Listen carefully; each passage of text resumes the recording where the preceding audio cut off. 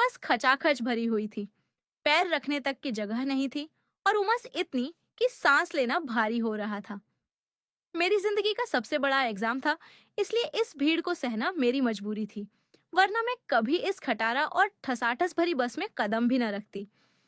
Conductor लगातार पीछे से धक्के दे रहा था, आगे बढ़ो, आगे बढ़ो। लेकिन आगे बढ़ने का रास्ता ही कहाँ था। हर कोई एक दूसरे से सटा हुआ खड़ा था। धक्का मुक्की के बीच मेरा संतुलन बिगड़ा और मैं सीधे अपनी बगल वाली सीट पर बैठे एक अधेड़ उम्र के अंकल की गोद के पास जा गिरी। उन्होंने तुरंत सहारा देने के बहाने मुझे अपनी दोनों बाहों में थाम लिया। उनकी उम्र कोई 45-50 के आसपास रही होगी। मजबूत काठी और चेहरे पर एक अजीब सा ठहराव था। उन्होंने मुझे ऊपर से नीचे तक देखा, मेरी परेशानी और माथे पर आई पसीने की बूंदों को भांपते हुए बेहद धीमी और भारी आवाज में कहा, बेटा, इतनी दूर खड़े होकर जाओगी तो एग्जाम कैसे दोगी? हाथ पैर कांपने लगेंगे। एक काम करो, संकोच मत करो, मेरी जांघों पर बैठ जाओ। रास्ता लंबा है, आराम मिलेगा। उनकी आवाज में एक अजीब सा जादू और अधिकार था, जिसने उस वक्त मेरे संकोच को पूरी तरह से सुला दिया।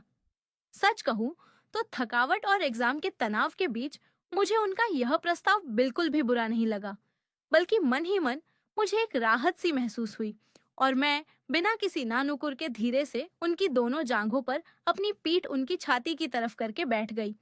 बस जैसे ही आगे बढ़ी, उस तंग जगह में हम दोनों के बीच एक ऐसा मूक सिलसिला शुरू हुआ जिसने मेरे पूरे बदन में एक अनजानी सी सिहरन दौड़ा दी और मुझे समझ आ गया कि यह सफर बहुत दिलचस्प होने वाला है। शुरुआत में सब कुछ सामान्य लग रहा था। अंकल ने बस एक अभिभावक की तरह मुझे अपनी गोद में संभाला हुआ था, लेकिन जैसे जैसे बस ने रफ्तार पकड़ी और हिचकोले खाने शुरू किए, उनके छूने का अंदाज बदलने लगा और मैं भी इस बदलाव का पूरा मजा लेने के लिए तैयार थी। बस के मुड़ने पर जब मेरा संतुलन थोड़ा डगमगाया, तो उन्होंने अपनी मजबूत हथेलियां मेरी पतली कमर पर जमा दी। पहली बार जब उनके गर्म हाथ मेरी कमर के कपड़ों के ऊपर से महसूस हुए, तो मेरे पेट में अजीब सी खलबली मच गई। मुझे अच्छी तरह एहसास हो गया था कि यह सिर्फ सहारा देने के लिए नहीं है, क्योंकि उनकी उंगलियां धीरे धीरे मेरी कमर को सहलाने लगी थीं। लेकिन मुझे इसमें कोई आपत्ति नहीं थी। मैं जानबूझकर उनके और करीब हो गई, ताकि उन्हें भी लगे कि मैं असहज नहीं हूँ। मेरा दिल तेजी से धड़क रहा था, पर वो डर से नहीं, बल्कि उस छुअन के मजे से था। तभी अचानक ड्राइवर ने एक बड़ा सा गड्ढा देखकर जोर से ब्रेक मारा। उस तेज झटके के साथ मैं भी जानबूझकर पूरी ताकत से पीछे की तरफ फेंकी गई और उनकी चौड़ी छाती से जा चिपकी। उसी पल अंकल का चेहरा सीधे मेरी गर्दन और कान के पास आया। उन्होंने अपनी भारी सांसें मेरी खुली गर्दन पर छोड़ दी और बहुत धीरे से अपना मुंह मेरी गर्दन की त्वचा से सटा दिया। उनके होठों का वह हल्का सा स्पर्श जब मेरी गर्दन पर हुआ, तो मुझे अंदर तक एक अजीब सा सुकून मिला। मैंने आंखें बंद कर लीं और खुद को पूरी तरह उनकी इस हरकत के हवाले कर दिया। अंकल को अब पूरी तरह से समझ आ गया था कि मैं उनके इस दबे छिपे स्पर्श का विरोध नहीं कर रही हूँ, बल्कि मैं खुद इसमें पूरी तरह सहमत हूँ और इसका आनंद उठा रही हूँ।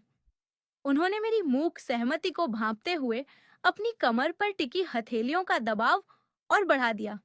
उनकी उंगलियां अब और बेबाकी से मेरी कमर के कव्स को टटोल रही थीं और मैं भी अपनी जगह से बिल्कुल नहीं हिली, बल्कि उनके हर स्पर्श को महसूस करने के लिए अपनी पीठ को उनकी छाती पर और ज्यादा टिका दिया। हर बार जब बस का ब्रेक लगता, उनका शरीर मेरे पीछे पूरी तरह से सट जाता। जब भी कोई तीखा मोड़ आता या अचानक ब्रेक लगता, तो वे जानबूझकर अपनी मजबूत जांघों को ऊपर की तरफ उठाते, जिससे मेरा निचला हिस्सा उनके शरीर के साथ और गहराई से सट जाता। इस घर्षण और नजदीकी ने मुझे एक अनोखा नशा दे दिया था। मुझे मालूम था कि यह सब जानबूझकर हो रहा है, लेकिन मुझे यह सब बिल्कुल भी बेकार या गलत नहीं लग रहा था, बल्कि मैं खुद मन ही मन चाह रही थी कि यह सफर थोड़ी देर और चले। जब दोबारा एक बड़ा सा स्पीड ब्रेकर आया, तो बस को तगड़ा झटका लगा। इस बार अंकल ने पूरा फायदा उठाते हुए अपना चेहरा पूरी तरह मेरी गर्दन और कॉलर बोन के बीच फंसा दिया। उनकी गर्म सांसें और उनके होठों की रगड़ मेरी संवेदनशील त्वचा पर महसूस हो रही थी। उन्होंने अपनी नाक से मेरी गर्दन को धीरे से सहलाया, जिससे मेरी सांसें पूरी तरह महक उठीं। मैं बाहर देखने का नाटक कर रही थी ताकि किसी को शक न हो, पर अंदर ही अंदर मैं अंकल की इस छुअन का पूरा मजा ले रही थी। सफर जैसे जैसे खत्म होने की कगार पर पहुंच रहा था, हम दोनों के बीच की यह आपसी सहमति और गहरी होती जा रही थी। अब वे ब्रेक लगने का इंतजार भी नहीं कर रहे थे। उनकी हथेलियां मेरी कमर से थोड़ा ऊपर उठकर मेरी पीठ को सहलाने लगी थीं, और बीच बीच में जब भी बस हिलती, उनकी जांघों का दबाव मेरे शरीर पर साफ महसूस होता। वह छुअन इतनी बारीक और छिपी हुई थी कि बगल में खड़ा कोई भी यात्री इस बात का अंदाजा नहीं लगा सकता था कि इस भीड़भाड़ के पीछे हम दोनों के बीच क्या चल रहा है, और मैं कितनी खुशी खुशी इसमें शामिल हूँ। मेरे भीतर एग्जाम का जो थोड़ा बहुत तनाव था, वह इस छुअन के मजे के आगे पूरी तरह गायब हो चुका था। जब बस आखिरकार मेरे परीक्षा केंद्र वाले स्टॉप पर आकर रुकी, तो मुझे सचमुच थोड़ा बुरा लगा कि यह सफर इतनी जल्दी खत्म हो गया। अंकल ने बहुत ही धीरे से मेरी कमर पर से अपनी पकड़ ढीली की। उतरने से ठीक पहले उन्होंने मेरे कान के बिल्कुल पास आकर अपनी गर्म आवाज में फुसफुसाया, बेस्ट ऑफ लक बेटा, अच्छे से एग्जाम देना। मैंने उनकी तरफ देखकर एक हल्की सी मुस्कान दी और धड़कते दिल के साथ बस से नीचे उतर गई। लेकिन उनकी उस क्षण का एहसास, मेरी खुद की मर्जी से लिया गया वह मजा और गर्दन पर लगी उनकी सांसों की गर्मी परीक्षा हॉल में बैठने के बाद भी बहुत देर तक मेरे जहन में एक सुखद एहसास बनकर बनी रही।